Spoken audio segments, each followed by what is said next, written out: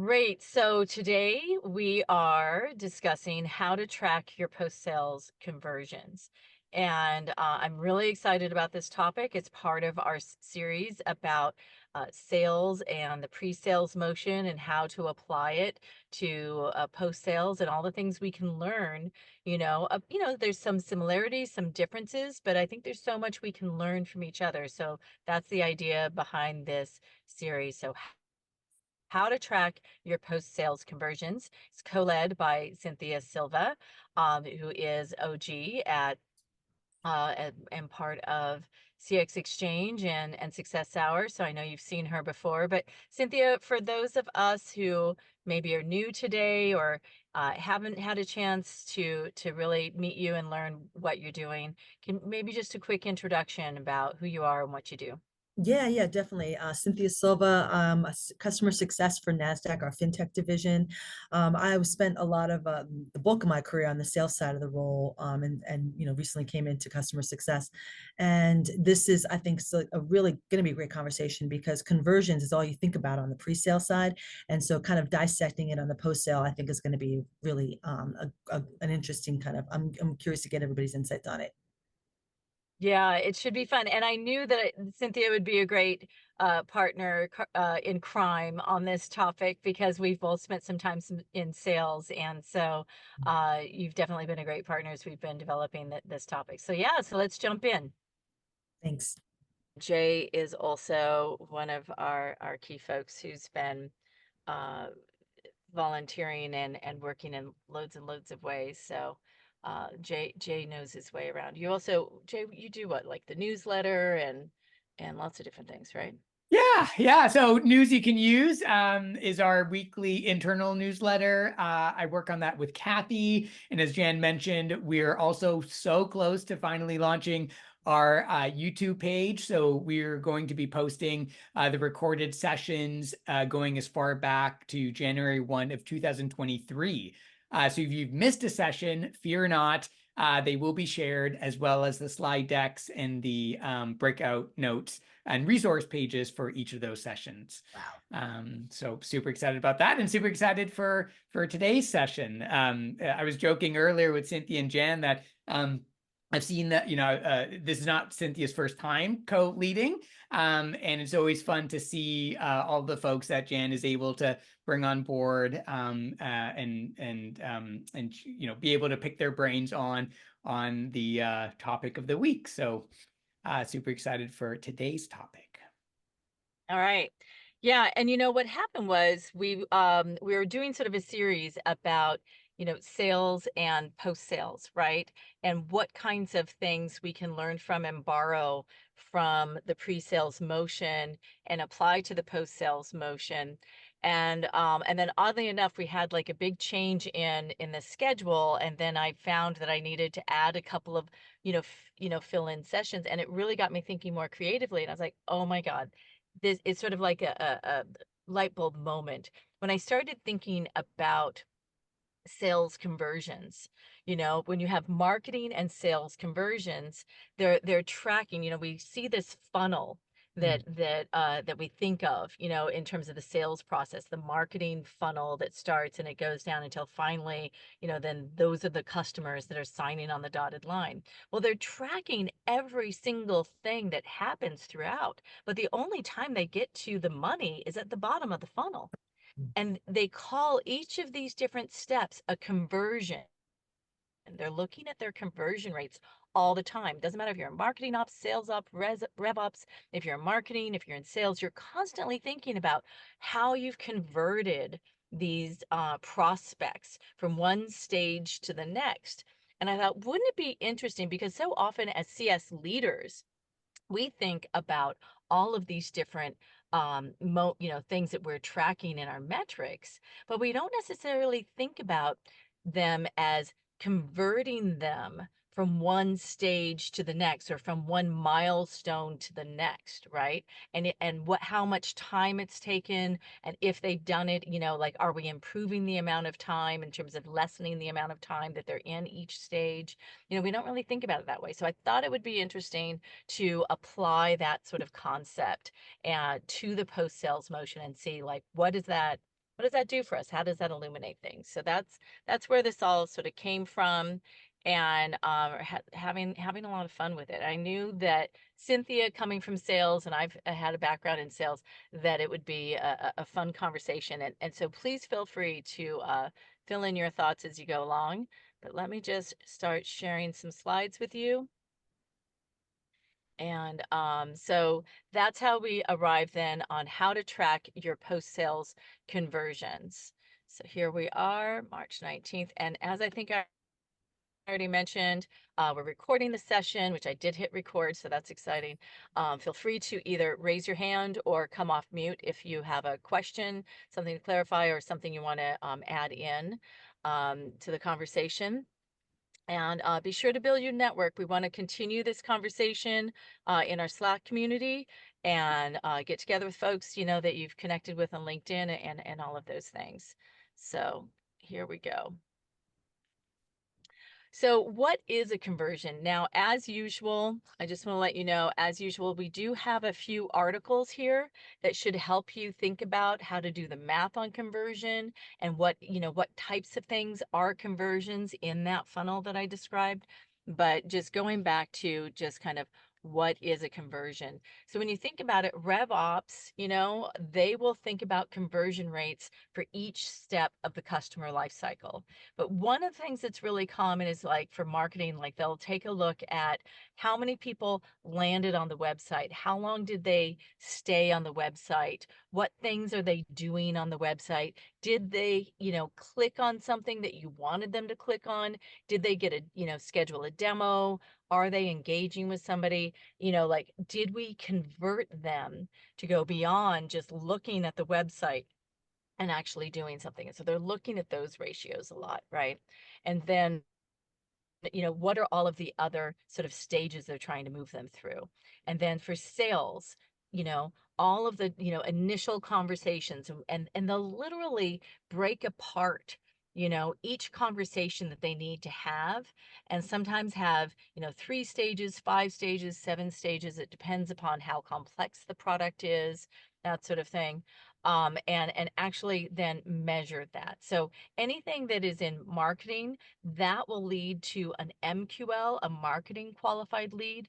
And anything that's happening in sales, that is what leads to sales qualified leads. And they're literally trying to qualify the lead to see if, like, this is something that, is a match, and should they actually sell to this customer. Now, I know sometimes they'll just, oh, you're breathing, match, I'll sell to you.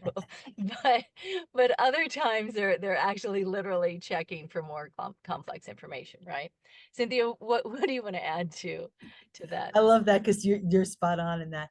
Yeah, I think you captured that very, very eloquently. I also think that, like, part of the reason this is important is because on the pre-sale side, is because people want to see, like, when your boss asks you, where are you? What does your pipeline look like? You need to kind of show at which stages and why. And both marketing and sales typically use Salesforce or a CRM of some sort to kind of, like, match up their activities so that each one knows what the other one's doing as well, because nothing's worse than kind of like calling a customer that just got, like, a marketing outreach, or, et cetera, or just been to an event and you didn't know. So part of the reason these conversions and these steps are important, and getting that kind of coordinated, is that you look like you're coordinated, because to not frustrate the customer during their buying cycle. Yeah. Yeah, because if they start to lose faith in you at that stage of the process, then they're like, I don't know. I don't know if I should really go any further with this, right? So you do want to show, or at least try to look like you're competent during that part of the process. And so when you think about post sales, and I'd love to get others' thoughts on this, but a lot of times, originally, like, when people started to think about time to first value, they'll like, say, in the onboarding stage, right? They'll misidentify that a customer logging in is a time to first value. And it's not, because while we may want them to log in, they're not necessarily getting any value from logging in, right? So when you identify what a time to first value is for the customer, it's when they're actually achieving some sort of business value, right? And so identifying that, that's important. Like when are they getting value, right? However, logging in, that could be a conversion, right? Because you're trying to get them to initially log in so that then you can get them to do the other things. If they haven't at least first logged in, you know, and then once they log in, what is the next activity or milestone that you're trying to convert them to do, right? And so in that respect, it's still a milestone that you're trying to convert, but it's not necessarily value that they're receiving. Does that make sense in terms of the difference? Jay's shaking his head. Anybody else want to make a comment or ask a question about that? And just come off mute if you want, because I can't see everybody. I don't know if I would say it's value to us, but the logging in value to us, but not necessarily value to them. So that's a really good way to look at it, because that was a big metric in my previous position, was logging in. So yeah. Right. Yeah. And so when you think about that logging in, that becomes a conversion that you're measuring, because you've converted them from, into that customer, right? And then, and you're thinking about these other milestones in your conversion rates, right? But that's not necessarily value that they're receiving. But these are actions that They're might actions. lead to the value we want them to excuse me, Exactly. achieve. I mean, let's watch the actions. Those could be leading indicators. They Mhm. logged in, they did XYZ. That might mean they do the thing we want them to. Right. And so when they're doing that, you can measure these different conversion points, these milestones. But then otherwise, you obviously want to, well, maybe not obviously, but you also want to sort of gather information about what is valuable to them, what's going to, impact their business. And you want to log these things and then measure if they're getting that value, if it's impacting their business. But meanwhile, these conversion rates, you can think about how successfully are we doing these conversion rates. Yeah, Jan, So, that's a good point yep. too. And that reminds me of like the handover from sales to customer success. That is part of the conversion, right? Like in that handover is a step that where you could, if it's done, it's not always done, as we all know, but that would be a best practice, so that you sort of have a little bit of a background and a warm intro to the customer. And then you can have that conversation about what is valuable to you, right? And then look at, creating that joint success plan. So it's a good point. Well, and so the other thing you can think about is in some companies, it's taking weeks between when they sign on the dotted line and when you have, say, a kickoff call or some sort of introduction or something like that. If there are weeks happening, taking, of a gap in this, then you may want to think about how you can shorten that, right? And so if that's an important milestone that you want to, convert in a shorter, time period, then that might be something that you start to measure. There are others that's like it happens immediately, and so you're good. You're not going to focus on measuring and tracking that. But this is something like to really think about is, what's happening in your customer journey, with your customer, and where are your sticking points? Where are the things that are where people are getting lost and dropping off and dropping out of the churn, and perhaps churning because of this, right? So you can think about when you identify some of those key periods, then you can start to think about how you want to measure that. So this could also be steps in your adoption process. Another thing I want to sort of bring up is we don't talk about optimization a lot. And I think that we need to, because it's not enough for someone to initially adopt. How are they optimizing how they're using your product? That's usually something that takes place over time after they first start to use it and they start to get some value from it. If they're optimizing it, then they're going to get even more value. That's when they're really sort of like the rubber hits the road in terms of really, getting that business value, right? So you want to be, real thinking about how you're going to measure the business optimization for your customer. And then eventually what this all leads to is CS qualified leads and revenue. So you can almost think of this in a way as sort of your leading, metrics that lead into your lagging metrics as well. But Jan, I Any, like this breakdown too, especially, and what this reminds me of, especially steps 1, 2, and 3, logging in versus time to first value, adoption and optimization, is it also depends on the complexity of the product, right? So like if you have something like Calendly, logging in is like the necessary first step. Adoption would be them immediately adding it to their emails, or so that they get their calendar invitations, and then optimizing might be adding it to all of their like ways emails or whatever that they would want to like do meetings, and maybe for their team, their right? team. I was going to say Exactly. optimization might be when the team starts to coordinate and use it across the team, right? If you're Exactly. talking about like an enterprise or a company, Yep. as opposed to an individual using it, right? Exactly. So And then versus like a complex product where logging in, if you have like a very complex product, that's really nothing. That's like, we need them to kind of go a little deeper, right? And then like adoption would be, okay, they're starting to use a couple of features and integrate them. And optimization is they have a full workflow that they have adopted, and they've given up on the spreadsheet or whatever the thing was that they were using, and really, like looking, and that's where they see the value. And that's when really, in both cases, you really do want to understand what success looks like to them and their milestones. But particularly, I feel like with complex solutions, it's so much harder to adopt and optimize that you really want to be targeting those. right. And so what we're really trying to differentiate here for folks is the difference between when the customer is receiving value versus these things you might be measuring that are really sort of conversion rates, right? Like there's this difference in terms of what you might want them to do for your internal purposes versus what, because you're trying to lead them down a path, right? That doesn't mean that they've received value yet, because they're only receiving value once it starts to have that business impact. Okay. Is that I now have a another question. thing? Just, yep. Oh, sorry. I just want to clarify when you're talking about like versus logging in and them considering that as an adoption versus adoption of starting to use the features. By starting to use the features, does that mean maneuvering around and utilizing the system?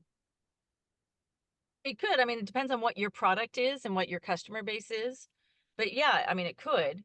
And these are things that you might be able to see by looking at sort of your product metrics, right? Like any if you, it depends on how much visibility you have to your own product numbers. Like if you can tell how many reports they're using or something like that, right? Like Right. then you might have an idea. Well, like there's no way that they're going to be achieving business value. They haven't run any of the key reports, right? So it could be that a conversion that you're trying to get them to do, a milestone that you're trying to reach them towards, is to use at least 3 reports every week, right? Or something like that, or a certain key report or something like that. But then and because that without them doing that, they'll never achieve any of the business goals using your product, because they haven't even done the key activities that they would need to in order to start to receive value. You still need to understand the difference and like what that business value is that they're trying to achieve using your product. But what are the steps along the way? Allison, what are your Thanks. thoughts? Yeah. Oh, you're on mute, Allison. I don't know why it takes me so long to get off mute. So this is super interesting conversation, especially the adoption versus optimization. My question is, of course, you have that conversation with the customer about what does success look like for you, so on and so forth. But generally, shouldn't companies have those suggested, must-dos, if you will, or metrics for adoption? I mean, you would tell the customer, this is in our experience, this is what adoption looks like. You may not use that verbiage, but, and then this is what optimization looks like.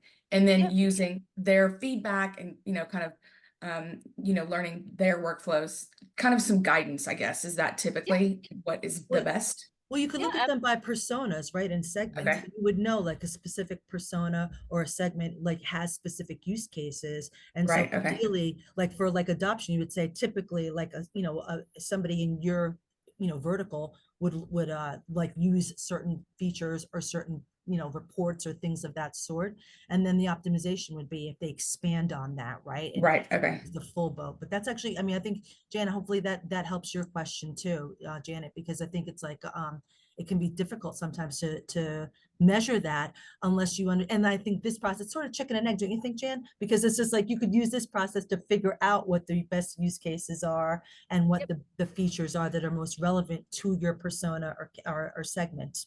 And I think what we're suggesting is different about this is often we'll say, this is your path, this is what you should do, these are best practices, but we don't always measure what's happening for each individual customer and then what's happening in the segment, what does, what is the time and the achievement, for this, that is best practice that shows that they're going to be most successful versus when should we be worried? So what we're adding to this isn't just the notion of like, here's the customer journey, but of measuring and tracking these things and knowing then based upon, what you have in terms of your data that you can measure and track, then to start to identify if somebody's on track and ideally how long they should take for these things. And we're talking about doing this at each step of the way, not just at the lagging indicator once they've accomplished it.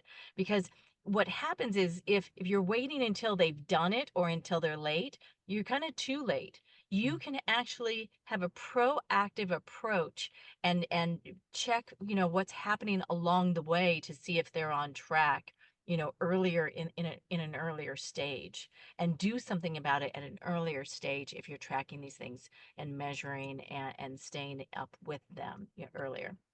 Ramanya? Yeah, no, I'm really glad that you're bringing that up, and we have this topic today. I encountered that a lot in my last role at Talent. Oh, wait, just a second. I think somebody is needs to go on mute.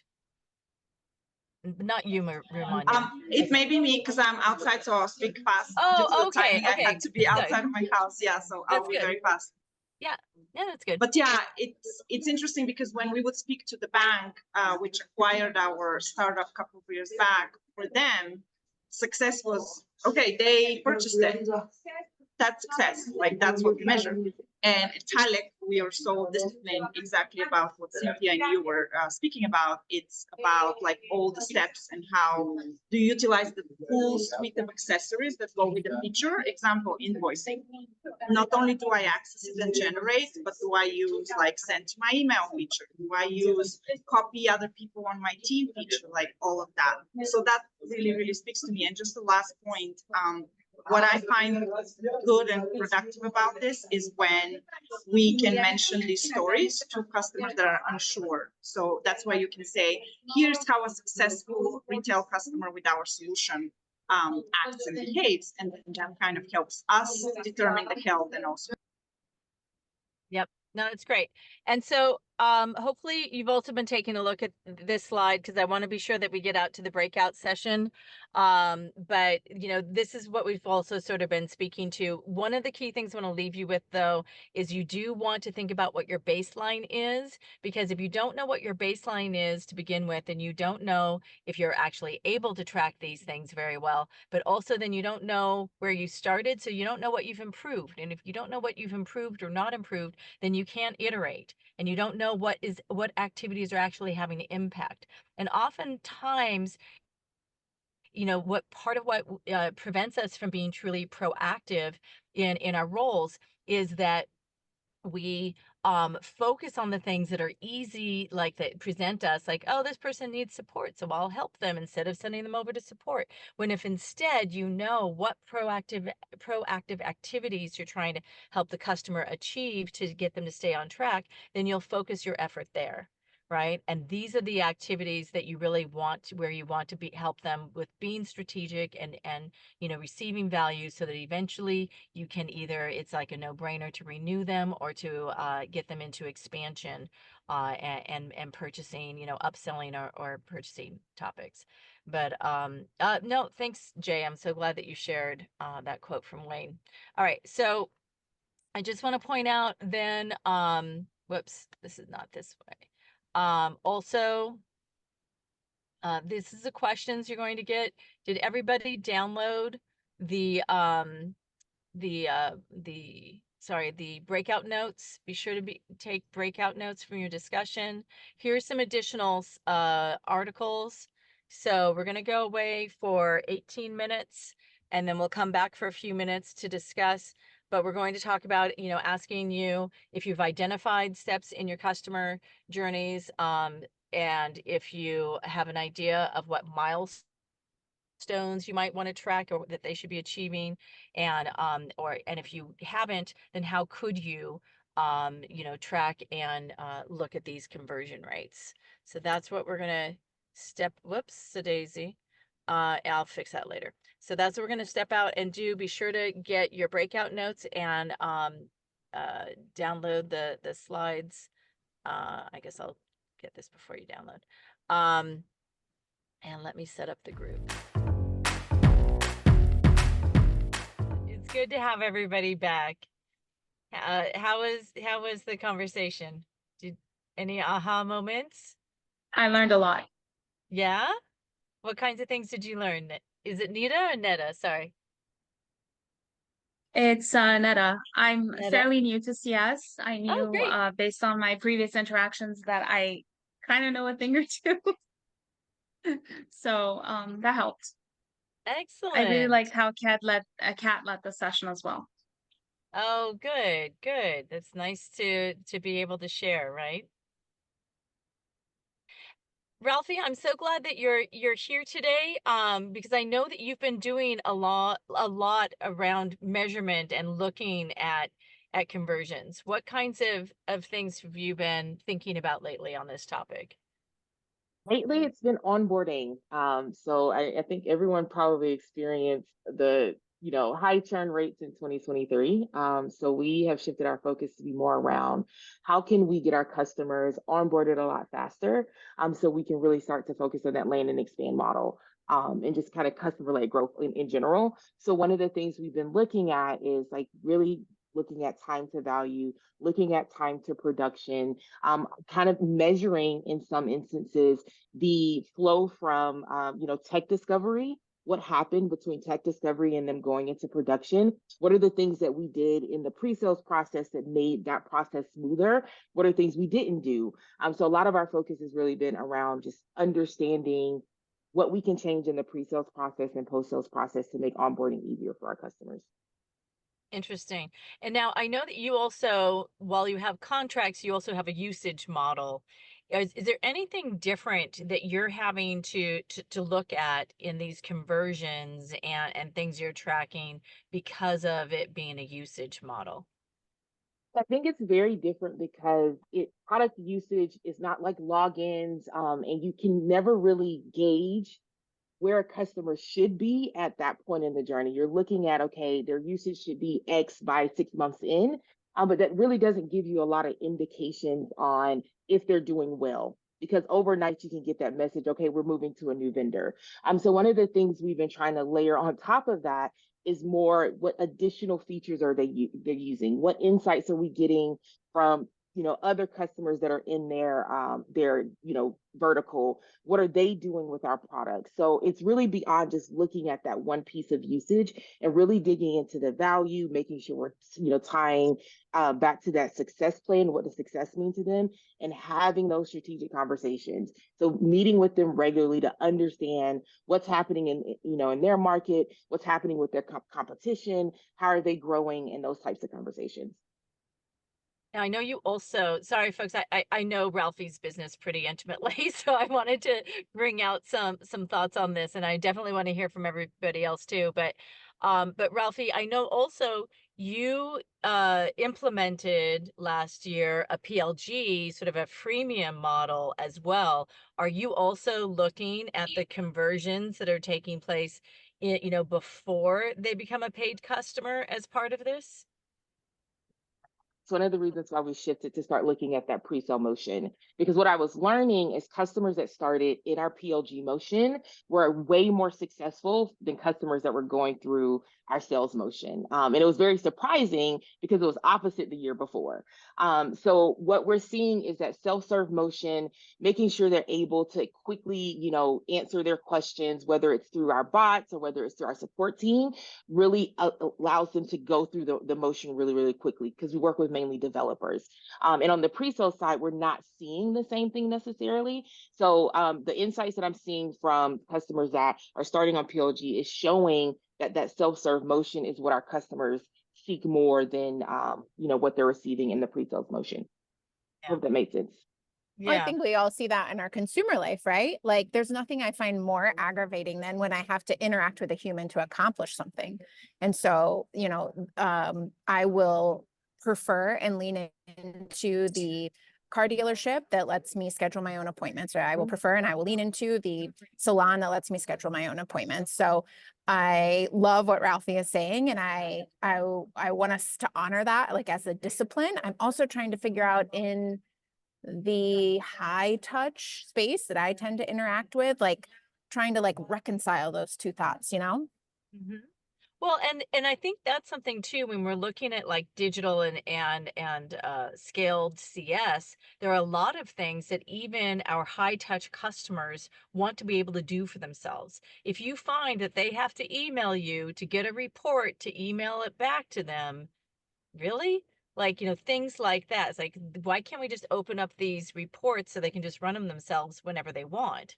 And even better if they can run them from their phone, if they happen to be on their phone someplace and they want to run the report, right? Things like that. Thinking about what does it, from the customer's shoes and perspective, what do they need? We're at time, but if there's any last parting thoughts that someone wants to share, any aha moments? All right. I think building on that last point, that's why it's just so important to have the pulse of the customer throughout the journey and figure out mechanisms to gather that feedback, whether it's through the product, through surveys, one-on-one conversations, just making sure that you're intentional and you collecting information regularly so that you know what type of experience they want to have and what they enjoy and what's not going well. Yep.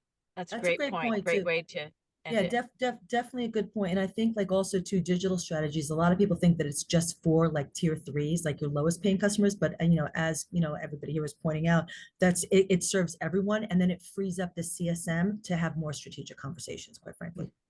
Exactly. Okay, so next week we're digging into negotiations and post-sales negotiations, and we're going to have somebody from Okta who that's all she does is post-sale negotiations, and she's just fantastic. You're really going to enjoy Erica, and looking forward to introducing you. That's going to be at a regular time at 4:30. April 2nd will also be at our regular time. Then April 9th, we're back to this time, 9 a.m. Pacific, noon Eastern. So be sure to check SuccessHour section, to be sure of the times. If Zoom hasn't updated it on your calendar, you can just go ahead and move it to that time. It's the same link. And thank you so much, everybody, for coming out today. It was really great to see you all. Thanks, everybody. Have a great afternoon. All right. See everybody. you in the community. Bye. Cheers. All right. Bye, everybody. See you next week. Thank Bye. you so much. Bye now. Thank you. Bye. Cheers then. Bye. Bye-bye. Oh, Cynthia. Oh, I'm going to get you. Bye, Olha. Bye, Jen. Thank you so much. It was amazing. I'm so happy that I had the chance. I can't switch on my camera. Yeah, I'm here.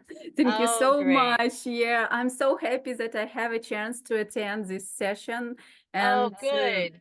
I really like these 50-minute sessions with groups to discuss. They are so helpful. We can share our experiences and give some advices, some tips. So thank you so much. Oh, I'm so It's glad. really- And what time zone are you in, Olha? It's 7 p.m.